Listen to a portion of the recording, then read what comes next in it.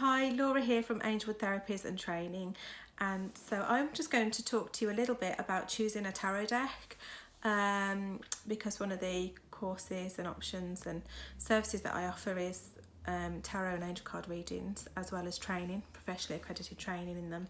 And I know that sometimes going out there and exploring and choosing your own deck can be quite difficult. There is so much choice now, which is wonderful, but also it presents a whole new problem of which ones are going to be the best for me. And so the simple answer is there's no right and wrong. But what I recommend is that you go with your intuition. So it's not like with a deck, you can go in, you can open, you can have a feel and you can connect and then you can decide, because they're sealed. So not only is the outer packaging normally sealed, also the cards inner packaging is as well. And you know, you don't really want, you do cleanse and clear your cards anyway before you use them, but you don't really want to have a brand new deck of cards that lots of different people have handled. I just wanted to show a few different ones really, just to help you get a feel.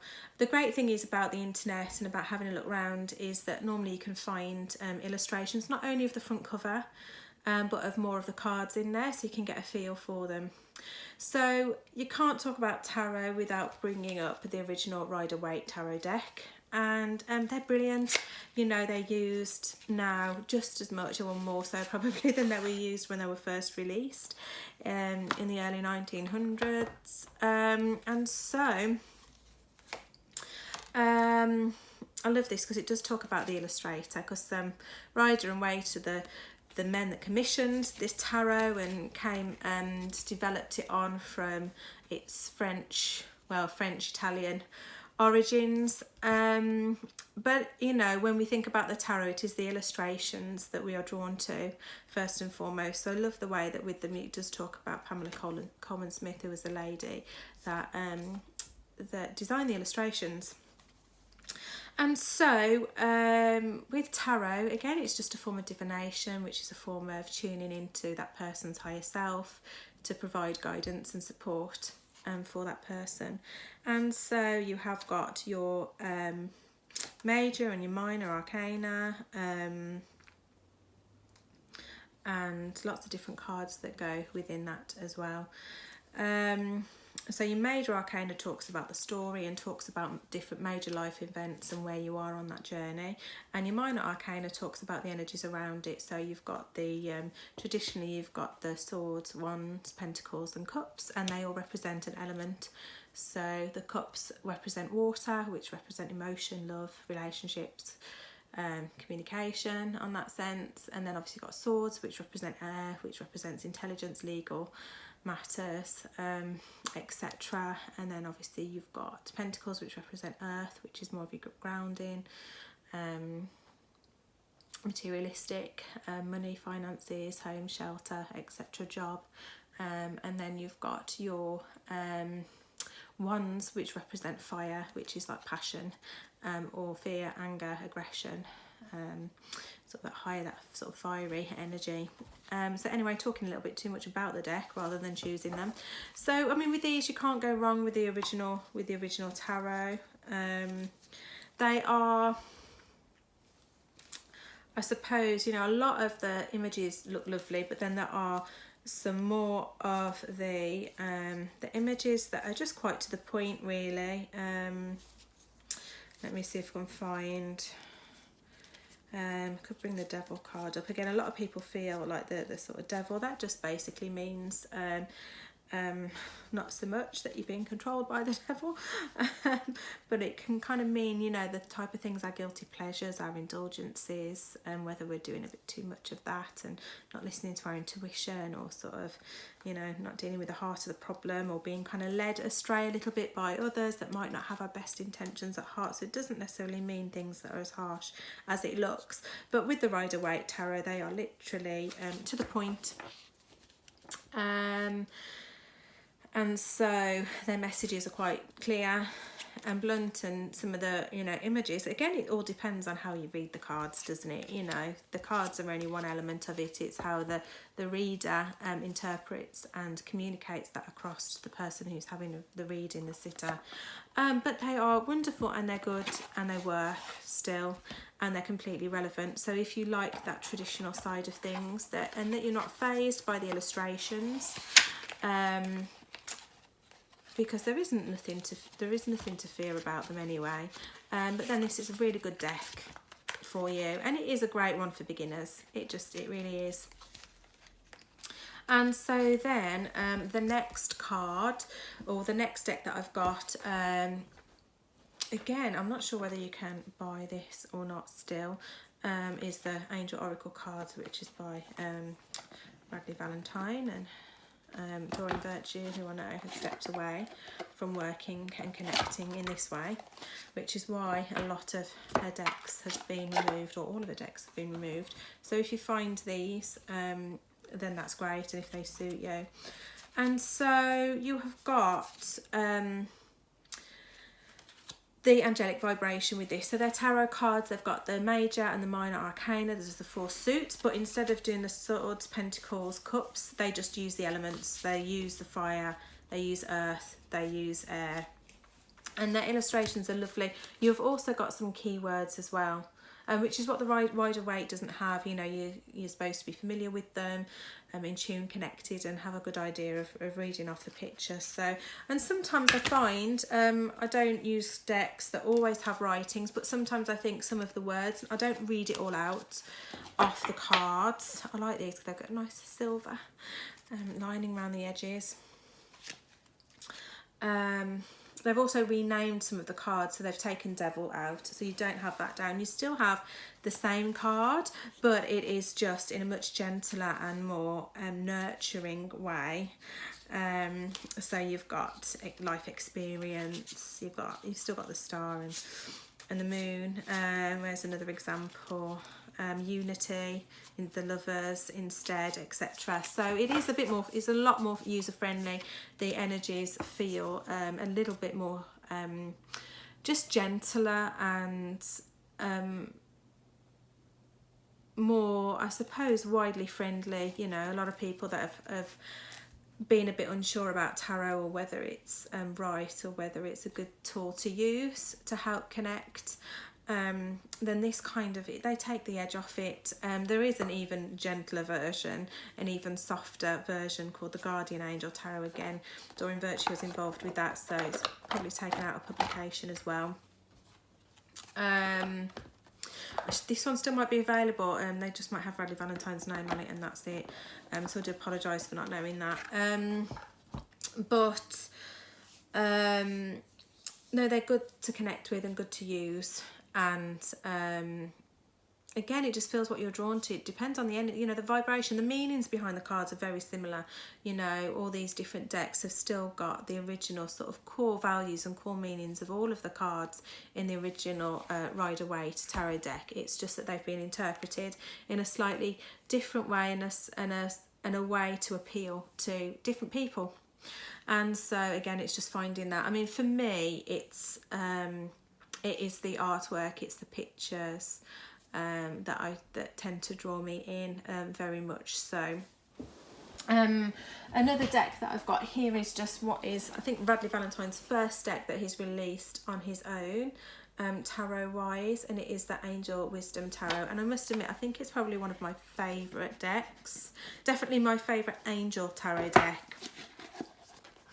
Because again, he uses the elements, which is wonderful, but what I love about it is that he's got the numbers, so he's got keys in the corners. So he's got the element there, he has got the number that it relates to, an angel, so Archangel Gabriel, that it relates to, and it does have that that key symbol. So obviously you've got fire, the fire symbol there. Let me see if I can find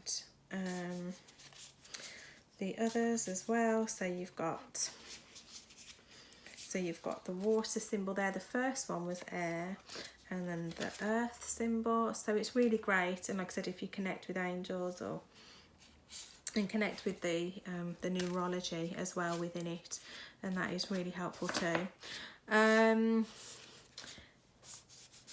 One thing that the Rider-Waite Tarot did was switch 2 of the numbers round, and I think it might be, oh, I can't remember off the top of my head, but Radley Valentine switches it back to its original order. So the 2 cards mean exactly the same thing, but they've just been switched round in the major arcana.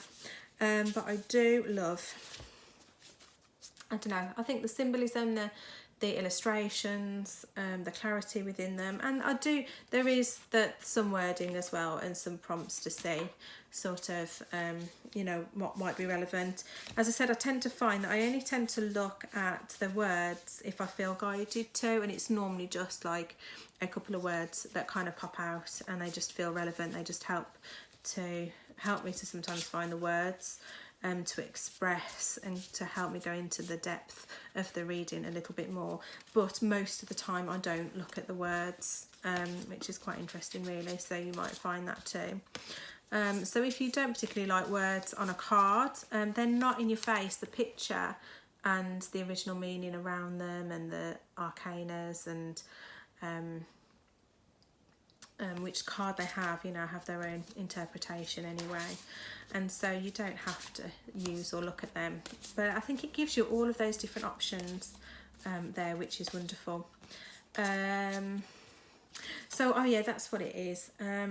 The numbers on the minor arcana, so for instance the 9 of Earth, the number at the bottom helps to relate to a card in the major arcana, to again give that card more meaning, more depth, and to see, you know, sort of where it ties in, and to bring more information from that card as well. So he's been very clever with the way he's constructed these cards and brought in all those other different elements to help you provide a stronger reading for your sitters or for yourself.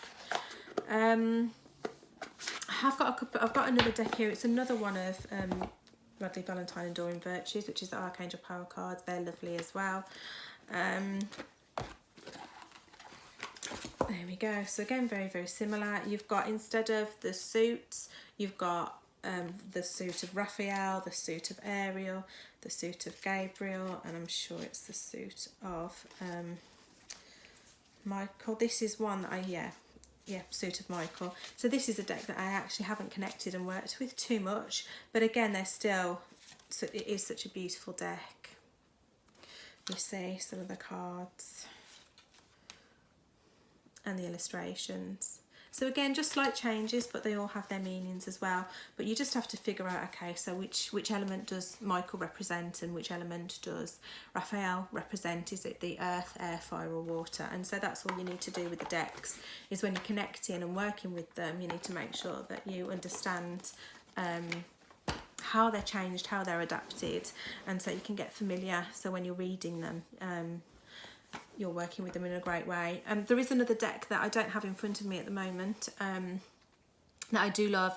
If you do like sort of a traditional sort of style tarot deck but want something a little bit more modern, so again, it is not as gentle in terms of its presentation as the angel decks that you can get, the angel tarot decks that you can get, but the illustrations on it are absolutely beautiful, and the meanings, obviously it's you know, traditional tarot, but like I said, it's a little bit more modern, and a lovely vibration. She's written some wonderful children's books funnily enough, as well as this deck, and she does a lovely animal guide oracle deck as well, which is fantastic. And so it is Kim Krans, The World Unknown. So I really wish that I'd brought this in with me at the moment, but her deck is absolutely stunning as well. But again, it is probably the closest to the Rider-Waite in terms of traditional tarot, and that the traditional illustrations in a way as the others, and it is literally just the card with, you know, 10 of Cups on it, or the world on it, or so there isn't any sort of more adaptations made to it. It as I said, it stays quite close to the original Rider-Waite tarot deck, but as I said, just in a lovely way in the presentation, and the box that you can get it in is lovely as well. And so if you want something a little bit different but a little bit more classic and original, then Krans is definitely one to go for. But it's just down to you. There are loads of options out there at the moment, and it is just taking time just to have a look and connect. Don't rush. There is this this belief that you should have your tarot and card decks brought for you. You shouldn't go out and purchase them yourself. Again, it's up to you whether you believe that or not, but I think I'll probably still be waiting for a deck now, if I was waiting for somebody to buy them for me. So and I've been absolutely fine with my readings and tuning in and connecting, and they're tools that I've been using for a number of years. So again, you know, if you don't feel that that is right or relevant, it feels, you know, it's a bit of a myth really, you know, go out and buy your own, and at least then you can ensure that the deck that you're getting and buying and investing in is actually one that feels right and that you feel drawn to. But all of the tarot decks are lovely. They can give beautiful guidance and clarity, and that's what it's all about. You know, they're a tool. It's not the cards that are deciding your fate when you're reading. It is actually just a tool to tap into your higher self and the energies that are around you at this time, just to help gain clarity to what's going on with you, and to help you understand, or help the sitter understand their situation a little bit better and find more support that way. So, you know, they're not a tool that should be feared. They're definitely something that should be respected. The readers, when you're using your tarot deck, you know, you build up a connection with them. You need to get to know them and to get to familiar with them to get the best readings out of them, just like with anything. It's a skill that gets developed, but it's an ability that everyone has, and tarot is just one way of tapping into that intuition, tapping into that connection. And, you know, even by using this, you know, a person still has free will. And actually that's what it's all about. It's helping people to empower themselves with their decision making, not to actually tell them what fate has in store for them. There are always things that are out of someone's control, but actually people are in far more control of their lives than they realise a lot of the time. And I find personally that by reading for them actually helps to remind them of that, and helps to support them in their decision making and their reactions to situations and what's going on in their life. So I hope you found that helpful. If you would like more information, please go to www.angel-wood.co.uk and let me know if you'd like a reading. I do offer them through Zoom. So if you're wherever you are in the world, and also training as well, online accredited professional training as well, which takes you through all elements, including choosing your cards, which we've already done here today, to help you get set up for either personal interest or professionally as well. So thank you so much for taking the time to watch this video, and I look forward to seeing you soon. Goodbye.